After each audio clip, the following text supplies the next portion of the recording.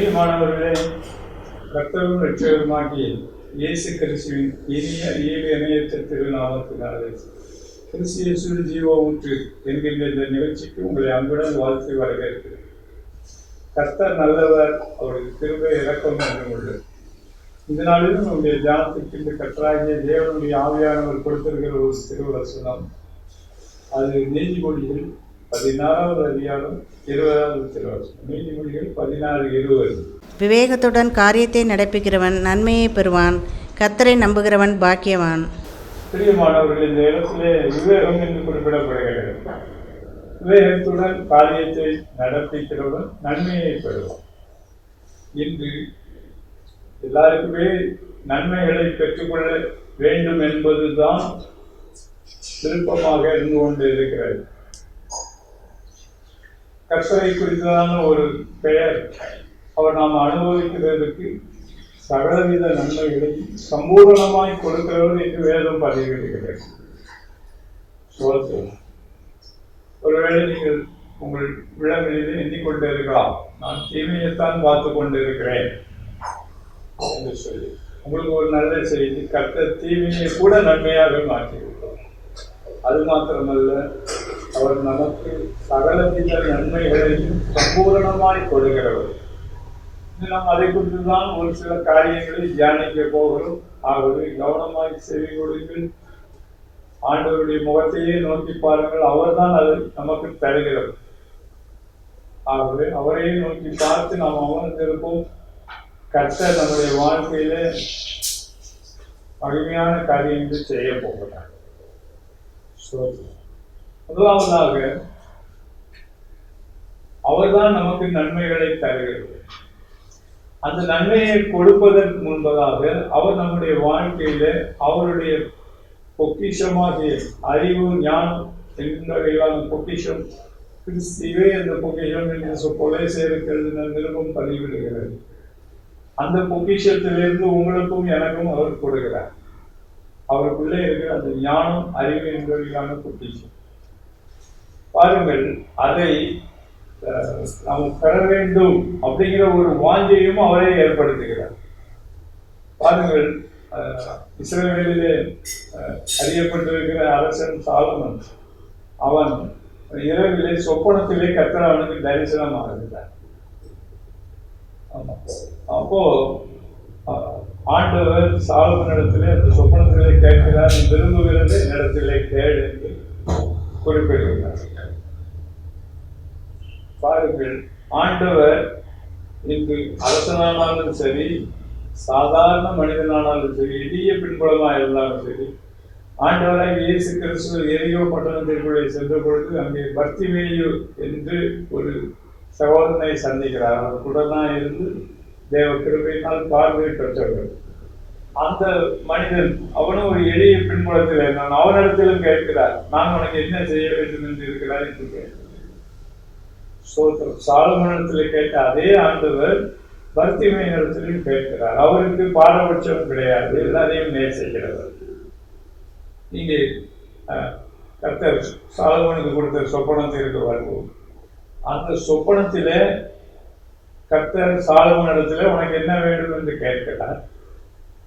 அப்போ சாலமன் அவரிடத்திலே, நீ எனக்கு கொடுத்திருக்கிற இந்த அரசு பொறுப்பு, நிர்வாக பொறுப்பை நான் எப்படி கையாள போவது என்பதை குறித்ததான ஞானத்தை எனக்கு கொடுங்க என்று சொல்லி கேட்கிறார். அப்போ கர்த்தர், நீ கேட்ட ஞானத்தையும் உனக்கு கொடுத்தேன், நீ கேட்காத ஐஸ்வர்யத்தையும் உனக்கு கொடுத்தேன், மேன்மையை கொடுக்கிறேன் என்று சொல்லி கொடுக்கிறார். பிரியமானவர்களே, இந்த சொப்பனம் கர்த்தரால் கொடுக்கப்பட்ட சொப்பனம். சொப்பனத்திற்கு பிறகு அவர் கர்த்தரிடத்திலே என்னத்தை கேட்டிருப்பார், நாம் அதை புரிந்து கொள்ள வேண்டும். அவர் ஞானத்தை கேட்டிருப்பார். கர்த்தர் அவருக்கு ஐஸ்வர்யத்தையும் பலத்தையும் கொடுத்தார். பிரியமானவர்களே, அதன் அடிப்படையில தான் அந்த சாலமன் அரசன் இந்த நீதிமொழிகளின் புத்தகத்தை ஆவியானவருடைய ஒத்தாசையோடு அவர் எழுதி வைத்திருக்கிறார். காரியத்தை ஆராய்வது ராஜாக்களுக்கு பயன்படும். ராஜாக்கள் அதை ஆராய்ச்சி பண்ணி பார்க்கிறார்கள், எது என்ன காரியம் என்று சொல்லி. பாருங்கள், தாவீது அரசனுக்கு கர்த்தருடைய சமூகத்திலே வேதத்தை ஆராய்ச்சி பண்ணினார். அவர் கர்த்தருடைய அதிசயங்களை கண்டார், கிறிஸ்துவின் அழகை கண்டார். அவர் ஸ்தோத்திரம், கிறிஸ்துவின் பராக்கிரமத்தை கண்டார், கிறிஸ்துவின் மகிமையை கண்டார். ஸ்தோத்திரம், அது அவர் காலத்திலே பூமியிலே வெளிப்பட்டது. தாவீது அரசனின் காலத்தில். சாலமன் அரசன் காலத்திலே கர்த்தர், அந்த அரசனும் கர்த்தரிடத்திலே ஞானத்தை கேட்க வேண்டும். அதன் மூலமாக அவருடைய வாழ்க்கை, அவருடைய நிர்வாகம், அதிலே தேவன் வைத்திருக்கிற ஐஸ்வர்யத்தினால் நிரப்ப வேண்டும் என்ற ஒரு திட்டம் கொண்டு அதை அவர் நிறைவேற்றினார். ஆவியானவர் இந்த நாளிலே அதன் அடிப்படையில் தான் இந்த நீதிபதியை நமக்கு அவர் கொடுக்கிறார். விவேகத்துடன் காரியத்தை நடப்பிக்க வேண்டும். ஸ்தோத்திரம், அப்பொழுது நன்மையை நாம பெற்றுக்கொள்ள முடியும். ஸ்தோத்திரம், விவேகத்துடன் நடப்பது என்றால் எதை குறிக்கிறது? நீதிமொழிகள் 1வது அதிகாரத்தை வாசித்து பாருங்கள். அங்கே இந்த நீதிமொழிகளுடைய துவக்கம் உரை பிரிவியூர் அழகாக சொல்லுகிறார். இதன் மூலமாக ஞானத்தையும் அறிவையும் புத்தியையும் விவேகத்தையும் நிதானத்தையும் கூட நாம் அறிந்து கொள்ளலாம். ஸ்தோத்திரம், அப்போ விவேகம் என்றால் கர்த்தர் கொடுக்கிற ஞானம், அறிவு, புத்தி, அதன் மூலமாக how to react in a particular situation, ஒவ்வொரு காரியத்திலும் எப்படி விவேகத்துடன் நடந்து கொள்வது என்று கர்த்தர் நமக்கு கற்றுக் கொடுக்கிறார். அந்த கர்த்தருடைய கற்றுக்கொள்ளுதலின் படி நாம நடந்து செல்லும் பொழுது நம்முடைய வாழ்க்கைகளிலும் கர்த்தர் நமக்கு கொடுத்திருக்கிற பொறுப்புகளிலும் அதை நாம் திறமையாக நிர்வகிக்கக்கூடிய ஞானத்தை ஆண்டவர் நமக்கு கொடுக்கிறார். ஒருவேளை உங்கள் சொந்த சரீரமாக இருக்கலாம், உங்கள் சொந்த குடும்பமாக இருக்கலாம், கர்த்தர் உங்களுக்கு கொடுத்திருக்கிற பணிகள், வேலைகளாக இருக்கலாம். பிரியமானவர்களே, கர்த்தர் 24/7 நமக்கு உதவி செய்ய ஆதரவாக இருக்கு. அவர் வாஞ்சியோடு கூட இருந்து கொண்டே இருக்கிறார். அவர்கள் யாக்கோபின் நிறுவனத்திலும் இதை நாம் பார்க்கிறோம். யாக்கோபு 1வது அதிகாரத்திலே வாசித்து பாருங்கள். ஒருவன் ஞானத்திலே குறைவுள்ளவனாக இருந்தால் சகலருக்கும் சம்பூர்ணமாய் கொடுக்கிறோம், ஒருவரையும் கடிந்து கொள்ளாதவருமாகிய தேவனிடத்தில் கேட்கக்கூடாது. அவர் கொடுக்கிறார். நீங்க அதே யாக்கோபு நிறுவனத்தில் கீழே தொடர்ந்து வாசித்து பாருங்கள். 1:17 நன்மையான எந்த ஈவும் பூரணமான எந்த வரமும் படத்திலிருந்து உண்டாகி சோதியின் பிதாவின் இடத்திலிருந்து இறங்கி வருகிறது. அவர் நமக்குள்ளே அந்த வெளிச்சத்தை கொடுக்கிறார், புரிந்து கொள்ளுதலை கொடுக்கிறார். அவருடைய வாயிலிருந்து வருகிற வார்த்தைகளை பெற்றுக்கொள்ள நமக்கு உதவி செய்கிறார். இது நீதிமொழிகள் 2வது அதிகாரத்தில் குறிப்பிடப்பட்டிருக்கும். கர்த்தர் ஞானத்தை தருகிறார், அவருடைய வாயிலிருந்து அறிவும் புத்தியும் வரும். எனக்கு தேவ ஜனமே, இதை நம்ம ஆண்டவரிடத்திலிருந்து பெற்றுக்கொள்ள வேண்டும். அவர் நம்மை கடிந்து கொள்ளாதவர். ஸ்தோத்திரம், மத்தேயு சுவிசேஷத்திலே ஸ்தோத்திரம் அருமையாய் ஆண்டவராகிய இயேசு கிறிஸ்து குறிப்பிடுகிறார், என்னிடத்தில் சாய்ந்து கற்றுக்கொள்ளுங்கள் என்று குறிப்பிடுகிறார். இன்று உலக பிரகாரமான ஆசிரியர் பெருமக்கள் அவர்கள் மார்பிலை சாய்ந்து நமக்கு கற்றுக் கொடுப்பது கிடையாது. அவர்கள் மார்பிலை நம்ம சார்ந்து கொள்ளலாம் அனுமதிக்க மாட்டார்கள். ஆனால் ஆண்டவராகிய இயேசு கிறிஸ்து அவர் நல்ல போதகர், கிறிஸ்துவே நமக்கு போதகர் என்று அவர் சொல்லியிருக்கிறார். சோத்திரம், அவர் நமக்கு கற்றுக் கொடுப்பார். அவருடைய மார்பிலை சாய்ந்து சோத்திரம். அந்த காலத்திலே அப்போஸ்தலனாகிய யோவான் கர்த்தருடைய மார்பிலை சாய்ந்து அவருடைய வார்த்தைகளை அவருடைய முதல் வருகையிலும் பெற்றுக்கொண்டார். அதே போல ஊழிய பாதையிலும் பெற்றுக்கொண்டார். முதல் வருகையிலே அவர் கற்றுக்கொண்டது யோவான் எழுதின சுவிசேஷம். அதே போல யோவான் எழுதின நிருபம் ஆண்டவராகிய இயேசு கிறிஸ்துவின் மூலமாக அவர் கற்றுக்கொண்ட காரியங்களை சபைக்கும் பொதுவான மக்களுக்கும் அவர் தெரிவிக்கிறார். அதுக்கடுத்து மகிமையான வெளிப்பாடுகள் அடங்கிய வெளிப்படுத்தின விசேஷம் சோத்திரம். அதுவும் அவர் கர்த்தருடைய சமூக பழக்கத்தில் கர்த்தரிடத்திலிருந்து பெற்றுக்கொண்ட காரியங்கள் மற்றவர்களுக்கு தெரிவிக்கிறார். ஒவ்வொருவருடைய அழைப்பு தெரிந்து கொள்வதற்கு தக்கவாறு கர்த்தர் நம்மோடு கூட பேசுகிறார், நம்மை வழி நடத்தி செல்லுகிறார். கொலை செய்ய புத்தகத்தில் சொல்லப்பட்டிருக்கிறபடி கிறிஸ்து இயேசுவிலுள்ள அந்த ஞானம், அறிவு என்கின்ற அந்த பொக்கிஷங்களிலிருந்து ஒவ்வொருவருக்கும் உரிய பங்கை கொடுத்து கொண்டே இருக்கிறார். கர்த்தருக்கு ஸ்தோத்திரம், தேவனுக்கு மகிமை. நீதிமொழியின் புத்தகத்தில் உள்ள 31 அதிகாரங்களையும் வாசித்து பாருங்கள். இந்த விவேகம் அநேக இடங்களிலே வருகிறது, ப்ரூடன்ஸ் அநேக இடங்களிலே வருகிறது. அந்த நேச்சர் எப்படி இருக்கும், எப்படி செயல்பட வேண்டும். விவேகி ஆபத்தை கண்டு மறைந்து கொள்ளுகிறான், வேதையும் நெடுகபடி தண்டிக்கப்படுகிறான் என்று குறிப்பிடப்பட்டிருக்கிறது. அடுத்தபடியாக சங்கீதம் 25:12 வாசித்து பாருங்கள். கர்த்தர் நன்மையானதை தருவார், தேசம் தன் பலனை தரும். பாருங்கள், பரலோகத்திலிருந்து நமக்கு நன்மைகளை கொடுக்கிறார். யாக்கோபு 1:17 அதே நேரத்தில் கர்த்தர் நமக்கென்று கொடுத்திருக்கிற எல்லைகளிலே அதற்குரிய பலனை அவரே கொடுக்கும்படிக்கு செய்கிறார்.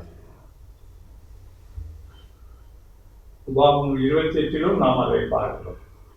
நீ கையிட்டு செய்யும் காரியங்கள் எல்லாவற்றிலும், தேசத்திலும், உன் கற்பத்தின் காரியங்களிலும், மிருக ஜீவன்களின் காரியங்களிலும் உனக்கு பரிபூர்ண நன்மை உண்டாயிருக்கும்படிக்கு செய்யும்.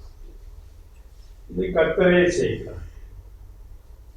தேசத்திலும் உரிய பலனை நமக்கு கொடுக்க நாம் பெற்றுக்கொள்ள ஒரு அனுகிரகம் பாராட்டுகிறார்.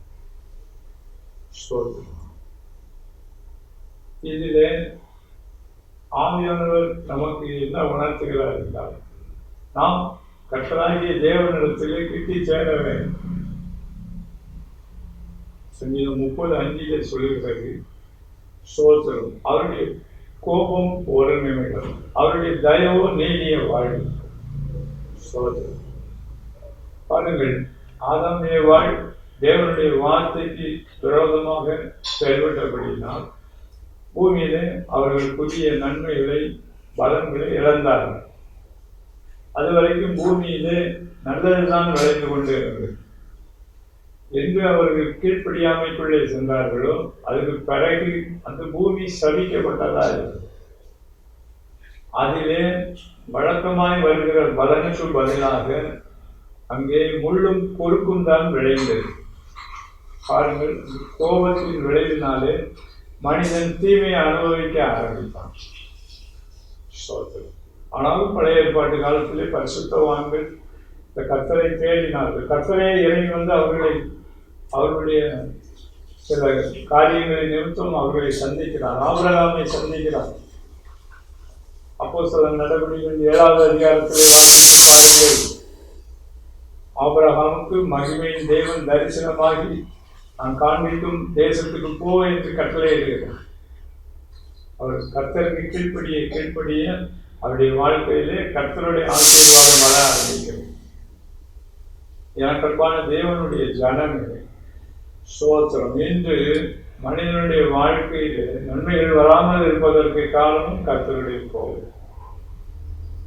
அந்த கோபமும் நாம் அவரிடத்திலே ஆண்டவராகிய இயேசு கிறிஸ்துவின் மூலமாக திரும்பும் போது மாறுகிறது. அதான் அவருடைய தயவு நீடிய வாழ்வு. அவருடைய தயவு நீடிய வாழ்வு என்பது சில மொழிபெயர்ப்புகளில் அவருடைய தயவு நம்முடைய வாழ்நாள் முழுவதும் நீடித்திருக்கும், நித்தியத்திற்கும் தொடரும். கர்த்தர் அதை வாக்கு பண்ணியிருக்கும் ஆண்டவராகிய இயேசு கிறிஸ்துவின் மூலமாக. அது நித்தியத்திற்கும் தொடரக்கூடிய ஒரு கிருபையை நமக்கு கொடுக்கும், நன்மையை கொடுக்கும். இதில் அந்த நன்மைகளை நாம் பெற்றுக்கொள்ளுகிறது. கர்த்தர் நம்மிடத்தில் எதிர்பார்ப்பது உத்தம குணம்.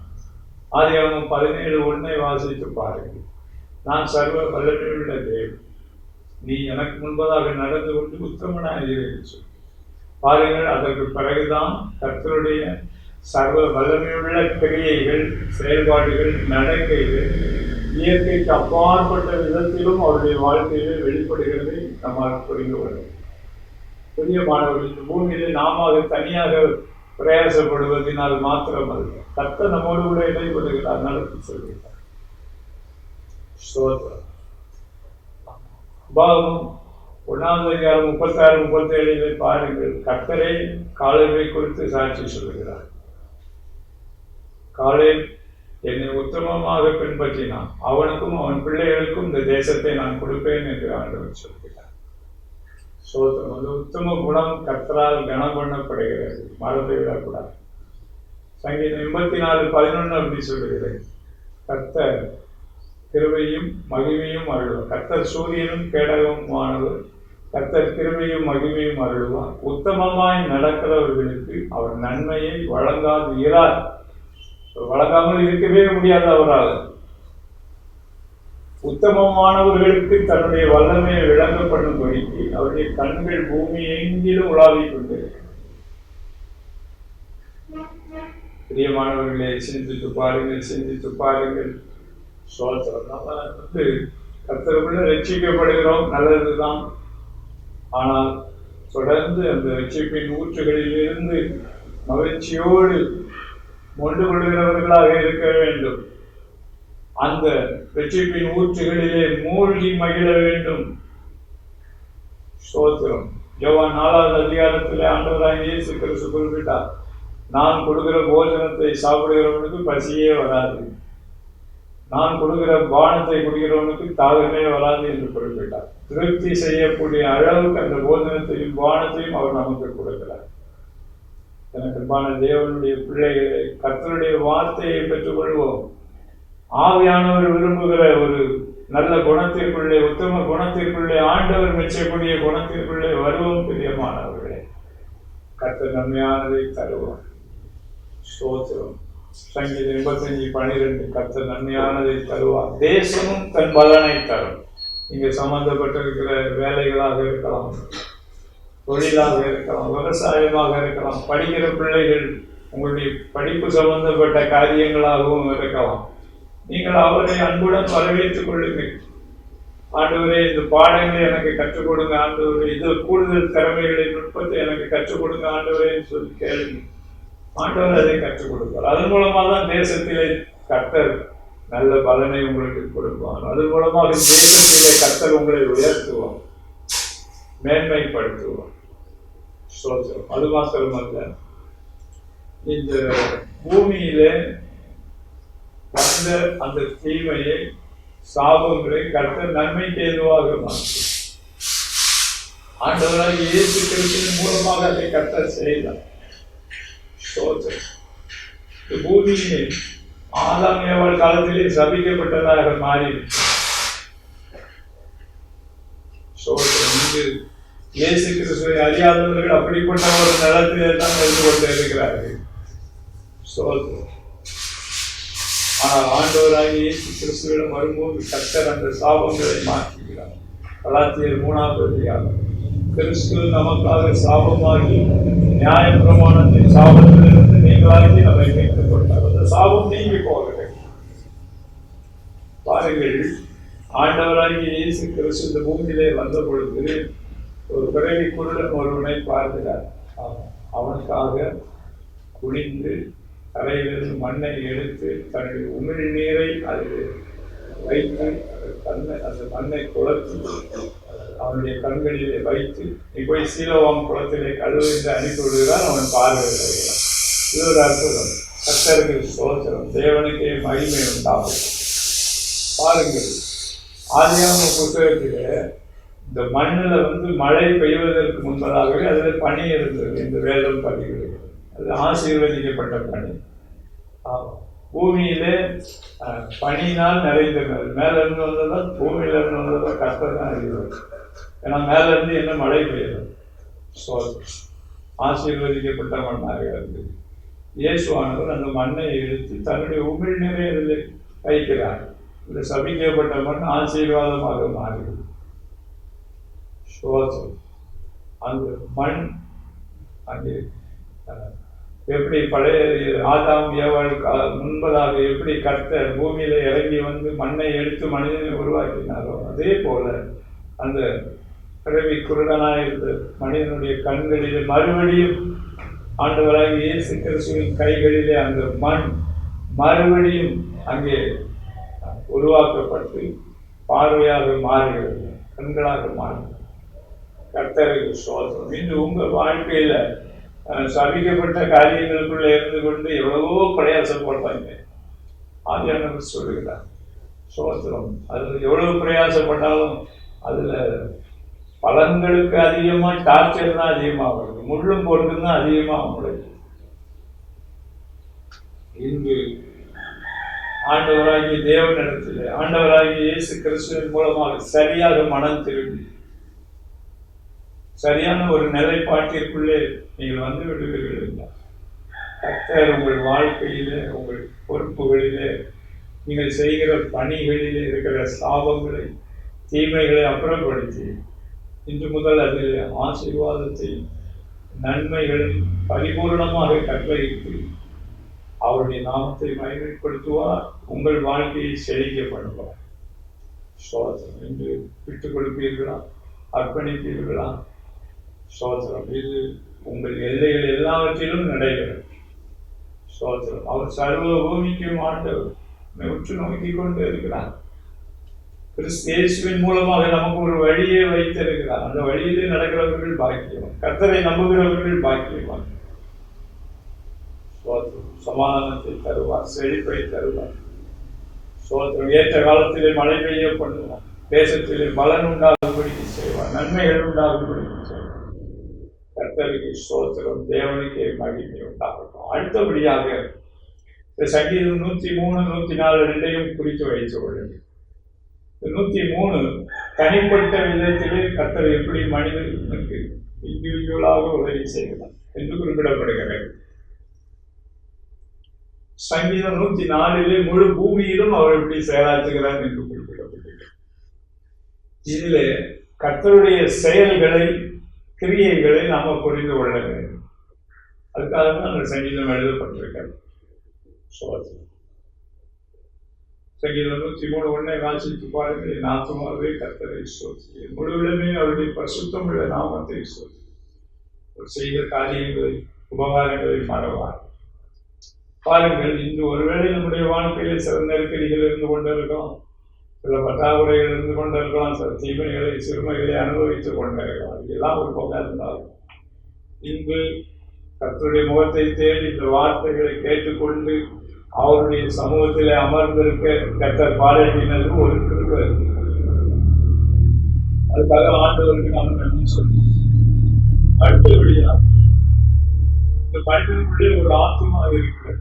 அந்த ஆத்மா ஆதாம் ஏவாள் காலத்திலே அதுக்கு மறித்து போயிட்டு அவர் எப்போ கர்த்தருக்கு கீழ்ப்படியாமல் போனார்களோ அப்பொழுதே அவருடைய ஆவியும் ஆத்மாவும் மறித்து இமீடியட்டா. சரீர பிரகாரமான மரணம் அநேக ஆண்டுகளுக்கு முன்பதாக வந்தது. ஆனால் அவருடைய ஆவி ஆத்மாவிலே ஒரு செத்துப்போன தன்மை உண்டாகிறது. பாருங்கள், அதற்கு முன்பதாக கர்த்தர் பூமியிலே இறங்கி அவர்களை உருவாக்கி அவர்களுக்குள்ள இந்த ஜீவ சுவாசத்தை ஊதினார். அதனால்தான் அந்த ஜீவ ஆத்மாவாக அது மாறினது. இங்கு வேற எந்த சிருஷ்டிகளுக்கும் அந்த ஜீவ ஆத்மா கிடையாது. மனிதனுக்குள்ளே இருந்த ஆத்மா பாவத்தின் நிமித்தம் அது மங்கி போய் இருளடைந்து மரணத்திற்குள்ளே போய், அதனால்தான் ஆண்டவராகிய இயேசு கிறிஸ்து இந்த பூமியில வந்த பொழுது அவர் தன்னையே பலியாக்கி தன்னுடைய இரத்தத்தை சிந்தி அதன் மூலமாக அந்த வழி வழியாய் வருகிற பாவங்கள், சாபங்களிலிருந்து ஒரு விடுதலையை நமக்கு கொடுக்கிறார். அது மாத்திரமல்ல, அவர் உயிர்த்தெழுந்த பிறகு சீஷர்கள் மேல் வீட்டறையில் இருந்தபொழுது அவர்கள் நடுவிலே தோன்றி உங்களுக்கு சமாதானம் என்று சொல்லி அவர் ஊதி என்றால் மறுபடியும் ஜீவ சுவாசத்தை நமக்குள்ளே ஊதுகிறார். பரிசுத்த ஆவியை பெற்றுக்கொள்ளுங்கள் என்று குறிப்பிடுகிறார். சுவாசம் நாம அந்த அவர் ஊதினதின் மூலமாக நம்ம மறுபிறப்படைகிறோம். பரிசுத்த ஆவியானவருடைய நிறைவை நாம வாஞ்சிக்க வேண்டும். அப்பொழுது கர்த்தர் நம்மை பரிசுத்த ஆவியினாலும் அக்னியினாலும் நிரப்புகிறார். அப்போ அந்த ஆத்மா உயிரடைகிறது. இந்த பக்தனுக்கு அந்த ஆத்மா உயிரடைந்திருக்கிறபடினால் அவர் சொல்லுகிறார், இந்த ஆத்மாவே நீ கர்த்தரை ஸ்தோத்திரம் பண்ண, அவர் செஞ்ச உபகாரங்களை மறக்காத, அவருடைய பரிசுத்த நாமத்தை ஸ்தோத்திரி. அவர் பரிசுத்தம் உள்ள நாமம் உள்ளவர், அவர் பரிசுத்தத்தில் மகத்துவம் உள்ளவர். சோத்திரம், அவருடைய நாமத்தை சோதரிக்க வேண்டும். அவர் நமக்கு என்ன செய்கிறார்? ஆமாம், அவருக்கு என்னுடைய ஜீவனை அழிவுக்கு நீங்களாக்குகிறார். பாருங்கள், இந்த பூமிக்குரிய வாழ்க்கையில இம்மையிலும் சரி மறுமையிலும் சரி அந்த அழிவு நம்மளை விட்டு நீங்கி போகிறது. காரணம், கர்த்தருடைய வார்த்தையின்படியான ஜீவன் நமக்குள்ளே வெளிப்படுகிறது. அதன் மூலமாக அழிவின் வல்லமைகள் நம்மளை விட்டு எடுபட்டு போகிறது. அவர் பிராணனை அழிவுக்கு நீங்களாக்குகிறார். நன்மையினால் நம்முடைய வாயை திருப்தியாக்குகிறார். பாருங்கள், பரிசுத்த ஆவியானவரே இந்த பூமியில ஒப்பற்ற நன்மை. ஸ்தோத்திரம். சுவிசேஷ புத்தகத்தில் ஆண்டவராகிய இயேசு கிறிஸ்து குறிப்பிட்டார், கொள்ளாதவர்களாகிய நீங்கள் உங்கள் பிள்ளைகளுக்கு நல்ல ஈவுகளை கொடுக்க அறிந்திருக்கும் பொழுது பிதாவாகிய தேவன் தமிழத்தில் வேண்டிக் கொள்கிறவர்களுக்கு நன்மையான ஈவுகளை கொடுப்பது அதிக நிச்சயம். அதே போல இன்னொரு சுவிசேஷ புத்தகத்தில் பரிசுத்த ஆவியானவரை கொடுப்பது அதிக நிச்சயம். பரிசுத்த ஆவியானவரால் இந்த பூமியிலே தேவனால் நமக்கு கொடுக்கப்பட்டிருக்கிற அருட்கொடைகளிலே நம்பர் 1 அவர். அவர் நம்ம கூட இருந்தா அதை நீங்க ருசிச்சு பார்த்தீங்கன்னா you will experience that love and compassion and taste your self. நீங்களே புரிந்து கொள்ள முடியும். ரட்சிக்கப்படும் போது நம்ம பரிசுத்த ஆவியானவரால் தூண்டப்பட்டு ரட்சிப்பின் அனுபவத்திற்குள்ளே வருகிறோம். நல்லதுதான். பரிசுத்த ஆவியானவர் நம்ம இதயத்தில் கிரியை செய்திருக்கிறார். நல்லதுதான். ஆனால் பரிசுத்த ஆவியானவருடைய முழு நிறைவை நாம் பெற்றுக்கொள்ள வேண்டும். அந்நிய பாஷை அடையாளங்களை வாஞ்சிக்க வேண்டும், வரங்களை வாஞ்சிக்க வேண்டும். கர்த்தர் அதை நமக்கு கொடுக்கிறார். அவர் ஆவியினாலும் அக்கினியினாலும் நம்மை அபிஷேகம் பண்ணிருக்கிறார். 103 வாசி பாருங்க. அவர் ஒரு ஆத்மாவை எப்படியெல்லாம் வச்சு சிறக்க பண்ணுகிறார். அவன் மலங்கடிக்கப்பட்டவர்களை தூக்கி விடுகிறார். நிறைய குறிப்பிடப்பட்டிருக்கிறது. வாசிப்பார்கள். அடுத்து 104 முழு பூமியிலும் கர்த்தர் என்ன செய்கிறார்? சமுத்திரத்திலிருந்து மேகங்களை எழுப்ப பண்ணுகிறார், மலைகளிலே மழையை பெய்ய பண்ணுகிறார், முழு பூமியில் தண்ணி பாய்ச்சுகிறார். இதெல்லாம் மகிமையான காரியங்கள் குறிப்பிடப்பட்டிருக்கிறது.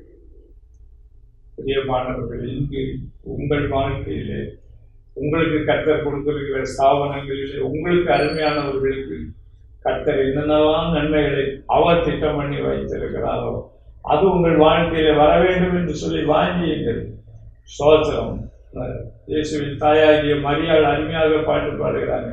ஐஸ்வர்யவானை வெறுமையாய் அனுப்பிவிட்டு பசித்தவர்களை நன்மையினால் திருப்தியாக்குங்கள்.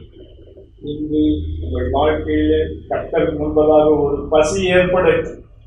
கர்த்தரிடத்தில் ஏற்படட்டும். அவர் அதை திருப்திப்படுத்துவார்.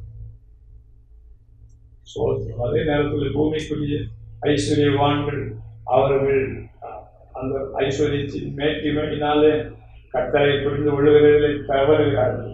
அவர்களிலும் மனம் திரும்புகிறார்கள்.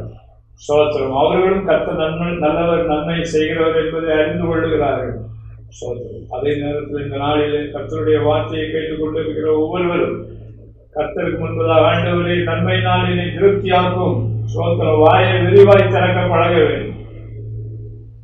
103 அதையும் சொல்லுகிறோம். வாயை விரிவாய் தர நான் அதை நிரப்புவேன் என்று சொல்லி பரிசுத்த ஆவியினால் நிரப்புவார். உங்களுக்கு என்றும் உங்கள் சந்ததிக்கு என்றும் கர்த்தர் வைத்திருக்கிற நன்மைகளினால் நிரப்புவார். அவர் அதற்கான கிரயத்தை ஏற்கனவே கொடுத்து விட்டார்.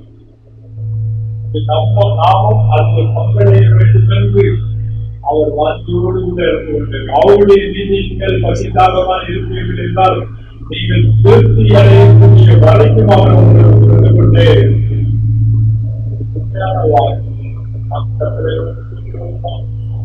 இடங்களில் ஒரு பெருமை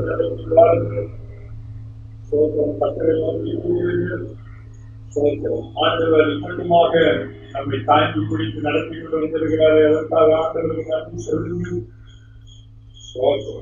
இன்னும் என் வாழ்க்கையிலே இந்த நன்மைகள் வரட்டும் ஆண்டவரே என்று கேளுங்கள்.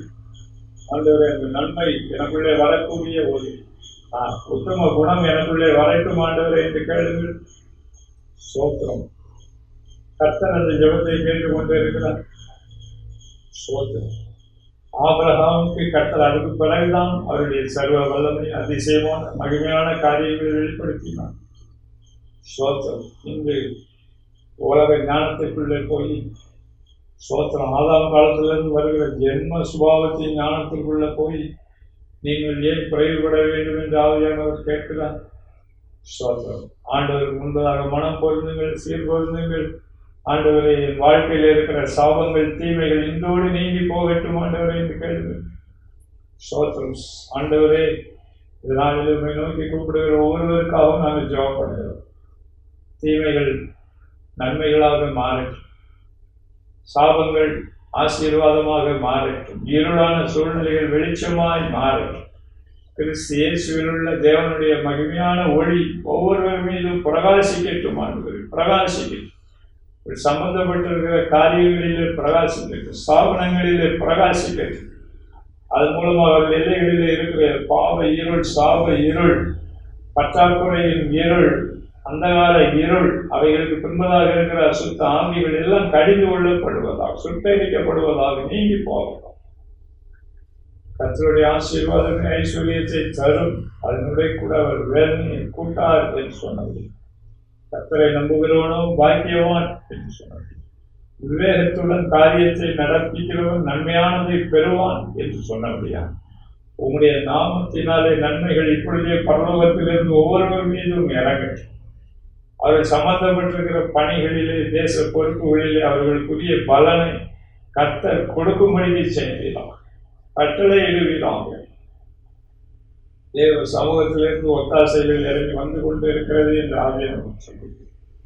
ஆண்டவருக்கு நன்றி சொல்லி பெற்றுக்கொள்கிறீர்களாக. ஆண்டவரை இன்று முதல் அவர்கள் வாழ்க்கையில் கர்த்தருடைய ஆசீர்வாதம் வெளிப்படட்டும், தங்கி இருக்கும். மகிமையான அற்புதங்கள் நடைபெறட்டும். என் ஜனங்கள் நான் அளிக்கும் நன்மையினால் திருப்தி ஆவார்கள் என்று சொன்னார்கள். திருப்திப்படுத்துகிறார்கள். இன்னும் கர்த்தர் அருளும் நன்மைக்காக அவரிடத்தில் ஓடி வருவார்கள் என்று சொன்னார்கள். ஒவ்வொருவரும் உம்மை தேடி நாடி ஓடி அவர்களுக்கென்றும் அவர்களுக்கு கர்த்தர் கொடுத்திருக்கிற ஸ்தாபனங்கள் அருமையானவர்களுக்கென்றும் ஆண்டவரே உங்களுடைய திரு சமூகத்திலிருந்து நன்மைகள் இறங்கிக் கொண்டே இருக்கட்டும். எங்களுக்கல்ல கர்த்தாவே, உங்களுடைய நாமத்தையே மகிமைப்படுத்துகிறார். கர்த்தருடைய அதிசயமான அனுக்கிரகம், கிருபை ஒவ்வொருவர் மீதும் இறங்கிக் கொண்டிருக்கிறது. ஆண்டவருக்கு நன்றி சொல்லி அவரை மகிமைப்படுத்தி பெற்றுக் கொண்டிருக்கிறார். ஆண்டவரே, உமக்கே சகல துதி கன மகிமையானது. கிறிஸ்து இயேசுவின் நாமத்தினால் பிதாவே, ஆமென், ஆமென். பிரியமானவர்களே, தொடர்ந்து கர்த்தரை ஆர்வமாய் தேடுங்கள். கர்த்தர் உங்கள் வாழ்க்கையில் நன்மையினால் பரிபூர்ணமாக திருப்தியாகும். கர்த்தர் உங்களை ஆசீர்வதிப்பாராக. ஆமென்.